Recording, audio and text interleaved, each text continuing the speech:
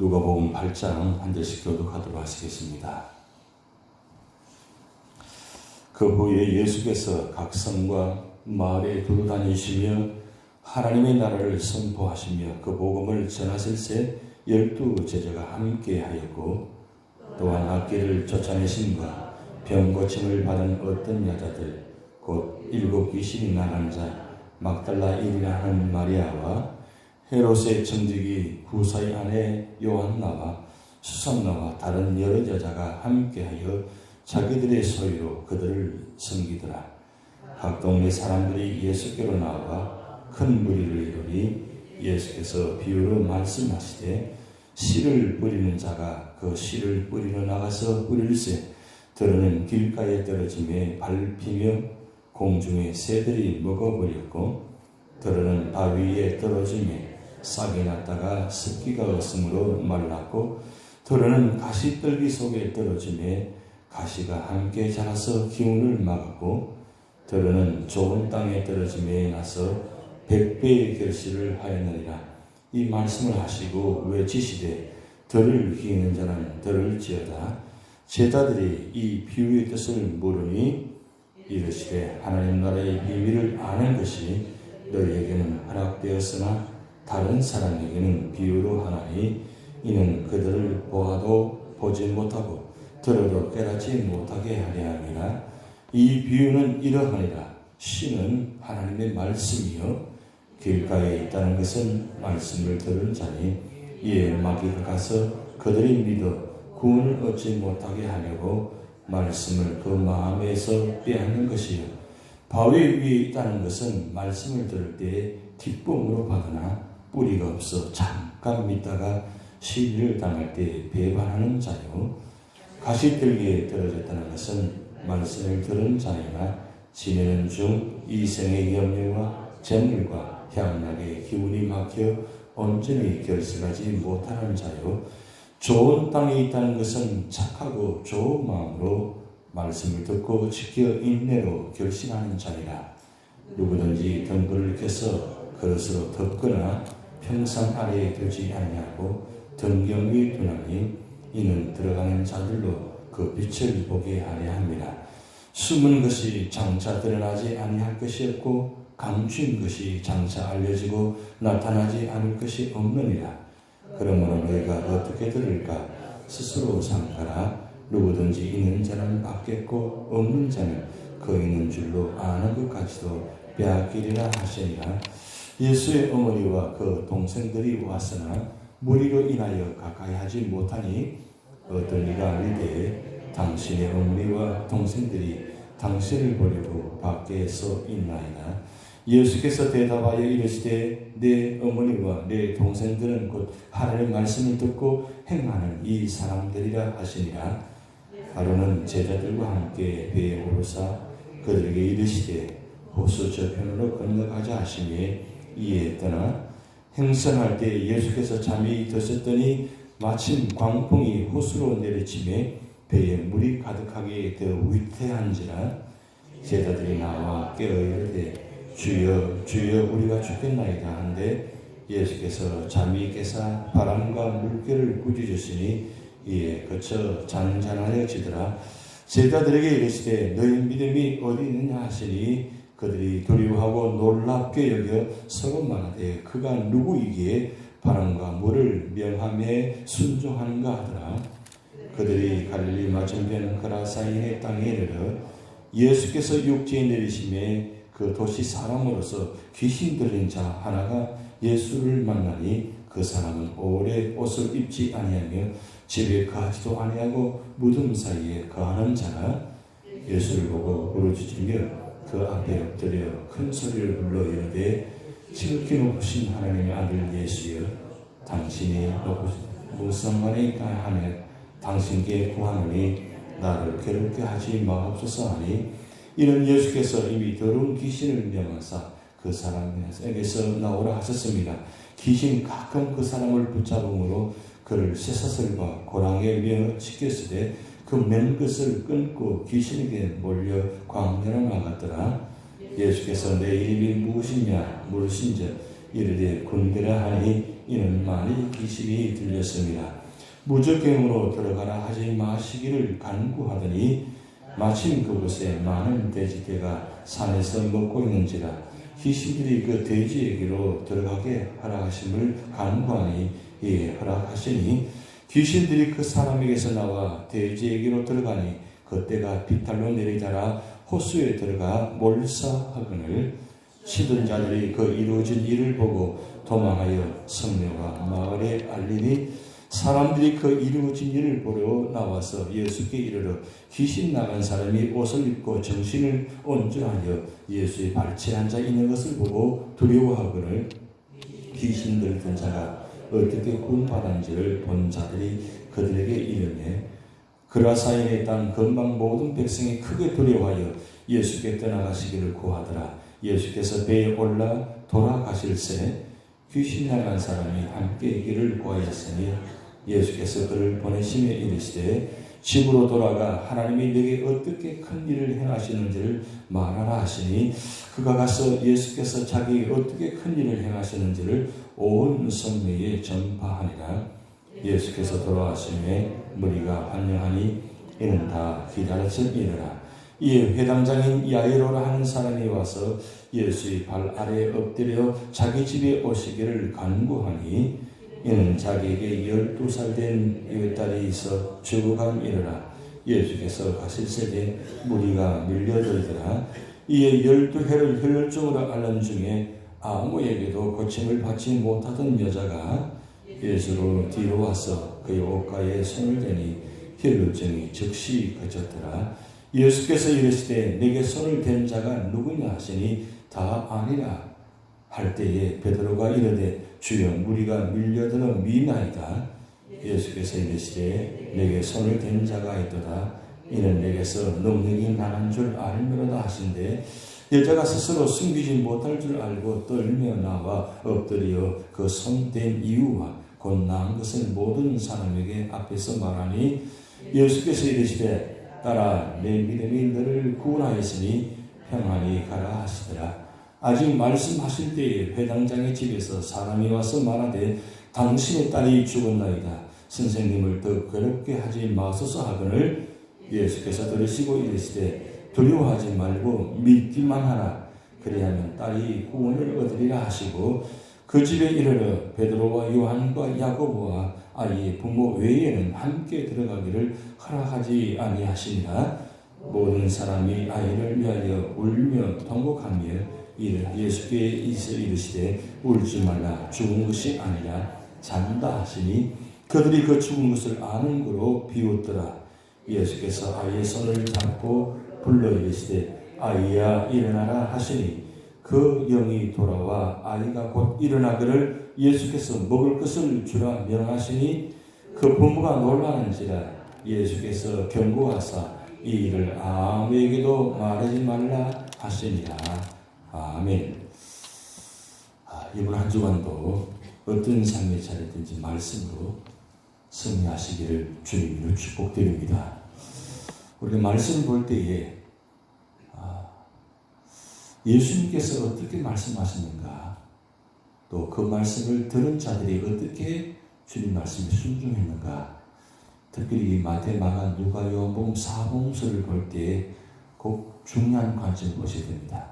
근데 중요한 건 예수님 모습이 어떤 모습인가를 발견하는 게 중요합니다. 그래서 성경 볼 때 사람을 만나지 마시고 예수님 만나셔야 됩니다. 왜냐하면 성경의 얘기는 예수님의 이야기입니다. 아무리 크고 놀라운 이야기 가운데도 그 놀라운 이야기를 통해서 사람이 어떻게 반응하는가도 중요하지만 예수님께서 하신 말씀과 그 음성을 듣는 것이 중요합니다. 오늘 찬송 불렀습니다만 주 음성 외에는 주님의 음성이 가장 큰 축복이라는 거죠. 결국 우리가 예배 드림도 말씀 보는 것도 기도하는 것도 사실 주님의 음성을 듣기 위해서 예배 드리고 말씀 보고 그렇게 기도하는 겁니다. 근데 예배 드려도 말씀을 들어도 기도해도 주님의 음성을 듣지 못한다면 우리는 큰 힘이 되는 거잖아요. 기왕이면 하나님 오늘 또 말씀 보는 가운데 하나님 주님의 음성 듣기를 원합니다. 주님의 음성 속에서 언제나 우리에게 말씀하시는데 주님 언제 말씀하시느냐, 음성을 들려주시느냐, 그 말씀을 통해서 말씀하십니다. 다시 한번 말씀드립니다. 말씀을 통해서 말씀합니다. 그렇기 때문에 우리는 말씀을 보는 겁니다. 말씀을 보시면서 말씀을 들으셔야 됩니다. 그런데 오늘 누가복음 8장을 통해서 무슨 말씀하시는가? 4가지 말씀이에요. 첫 번째 말씀은 좋은 마음을 가져야 된다. 좋은 마음. 예수님께서 마태복음 통해서 말씀하셨습니다. 나는 마음이 온유한 자고 겸손한 자라 그랬어요. 주님의 마음이 얼마나 좋으신지 온유하고 겸손한다 그랬어요. 그 마음이 온유하고 겸손한 마음을 오늘 주님께서 표현하시기를 좋은 밭이라고 했어요. 좋은 밭. 오늘 4밭을 이야기하고 있습니다. 이 4밭이 결국 우리 마음밭을 이야기합니다. 여러분 이스라엘 땅 그 팔레스타인 땅은 길과 밭이 따로 있고 가시들이 밭이 따로 있는 것이 아니라 이 4가지가 한꺼번에 다 이루어진 밭이에요. 그러니까 밭 안에 길가와 같이 바위 같이 가시들기와 같이 좋은 밭이 다 함께 있다는 뜻이에요. 그리고 씨를 뿌리는데 아니 농부가 길가 밭에 던지는 사람이 어디 있어요? 일반적으로 그렇게 이야기하죠. 길가 밭에 씨가 뿌리는데 씨가 날려가서 길가 위에 떨어졌다 이렇게 이야기하잖아요. 그게 아니라는 겁니다. 그 밭 안에 모든 것이 다 함께 포함되어 있다는 거죠. 그래서 씨를 뿌리는데 길가 밭같이 그 단단한 밭이 있고 흙이 있다는 거죠. 그리고 바위 그리고 가시들기와 같이 좋은 밭과 같이. 그러니까 결국은 이 밭을 어떻게 일구어서 개간해가지고 바꿔놓느냐에 따라서 달라진다는 겁니다. 그래서 농부가 씨를 뿌리기 전에 밭을 다 개간합니다. 개간해서 돌을 다 걸러내가지고 골라내서 다 밖으로 버리고 난 후에 씨를 뿌리게 됩니다. 그런데 농부가 씨를 뿌리기 전에 이 밭을 다 갈고내지 않고 그냥 뿌리면 어떻게 돼요? 다 엉망이 되어지는 거예요. 간혹 그 한 밭 중에서 좋은 밭이 있을 수도 있겠습니다만 대체적으로 그럴 수가 없다는 거죠. 결국은 농부가 씨를 뿌릴 때 밭을 다 일구내는 것처럼 우리 마음밭도 마찬가지입니다. 그냥 가만히 두면 이 밭이 길가와 같이 단단하고 딱딱한 밭이 될 수 있다는 거죠. 그럼 어떻게 돼요? 밭을 일구어야 돼요. 밭을 기경하라 그렇죠? 농부가 밭을 기경해가지고 뒤집어 엎어서 좋은 밭이 되도록 다 걸어내듯이 우리 마음밭을 다 그렇게 바꿔놓아야 돼요. 결국은 우리가 예배드리러 나올 때에 우리 마음밭을 말씀을 받을 수 있도록 이 말씀이 내 속에 뿌려질 수 있도록 깊이 들어갈 수 있도록 내 마음밭을 일궈내야 돼요. 세상 걱정, 근심, 염려, 두려움 모든 것들을 다 하나님께 맡기고 그리고 우리 마음밭을 일궈내야 돼요. 제가 주일 말씀드렸지만 첼로 역정에 이 크리스찬이 그 제일 무거운 짐을 지고 그렇게 벗어나는 건 되지 않는데 십자가 앞에 가니까 자연적으로 굴러떨어지듯이 우리는 이 밭은 언제나 우리 속에 죄성이 있기 때문에 항상 사탄과 마귀가 말씀을 듣지 못하게 자꾸 염려와 걱정, 고난들이 자꾸 말씀을 듣지 못하게끔 그리고 하나님 말씀 집중 못하게끔 자꾸 그렇게 만들어지는 거예요. 그것이 세상의 모습입니다. 그렇기 때문에 우리는 날마다 십자가 앞에 달려나와서 십자가 앞에서 서는 순간에 나도 모르게 하나님의 성령의 은혜로 말미암아 이 죄의 무거운 짐들이 닫힌 문들이 빡빡한 밭이 다 녹아져 버리는 그래서 성령의 역사로 말미암아 모든 것이 바꿔지는 나는 바꿀 수 없지만 성령의 역사로 말미암아 다 바꿔지도록 기도하셔야 돼요. 그래서 주님 마음처럼 마음이 온유하고 겸손해지면 결국 우리 마음에서 말씀이 떨어질 때 그 말씀이 깊이 내려가서 이 가을에 아름다운 결실을 맺으시다는 거죠. 결국은 우리 마음밭을 좋은 밭이 되게 하려면 어떻게 해야 되냐? 주님께서, 성령께서 역사하셔야 돼요. 주님 마음처럼 되게 하옵소서. 주님처럼 되게 하옵소서. 그렇게 기도하셔야 된다는 거죠. 그래 하지 않으면 우리 마음밭이 언제나 이 길가밭처럼, 바위처럼, 가시떨기밭처럼 그런 밭이 되면 아무리 말씀이 던져져도, 말씀이 들어와도 뿌리를 낼 수가 없습니다. 그 사이 다른 것들이 나를 방해해서 말씀 받지 못하게 하는 거죠. 말씀을 받지 못하면 우리 마음밭이 어떻게 돼요? 갈수록 마음밭이 딱딱해집니다. 여러분, 요즘 가장 위험한 병이 무엇입니까? 암이라 하잖아요. 암. 이 암이 우리 속에 있으면 그 암덩어리가 자꾸 딱딱해집니다. 딱딱해져서 그 암이 그냥 있는 것이 아니라 자꾸 이 암도 커지는 거예요. 커지면 거기다 끝나는 것이 아니라 이 암이 전이가 돼요. 전이가 되면 우리 몸 전체에 퍼지게 되는, 결국 그 암덩어리로 해서 모든 생명이 죽어버리게 만드는 겁니다. 여러분, 결국 우리 마음속에 말씀이 들어가지 않으면, 말씀이 나를 변화시켜 주지 않으면 암덩어리가 존재하는 것처럼 이 딱딱한 데 가지고 결국 우리 몸을 버리게 만들고 죽게 만드는 겁니다. 결국은 성령께서 역사하셔서 우리 마음을 밭을 가꾸어 주도록 날마다 성령이여 나를 도와주시옵소서, 나를 변화시켜 주시옵소서, 그렇게 간절히 기도하셔야 돼요. 그러면 성령께서 우리 마음속에 역사하시면 두 번째 오늘 말씀 보면 말씀이 그대로 행해지는 거예요. 내가 행하는 것이 아니라 성령께서 우리 속에서 역사하셔가지고 말씀이 들어가서 말씀 나를 변화시켜 주셔서 말씀 듣고 그대로 행하는 거예요. 자꾸 내 생각대로 하는 것이 아니라 말씀대로 행하는 겁니다.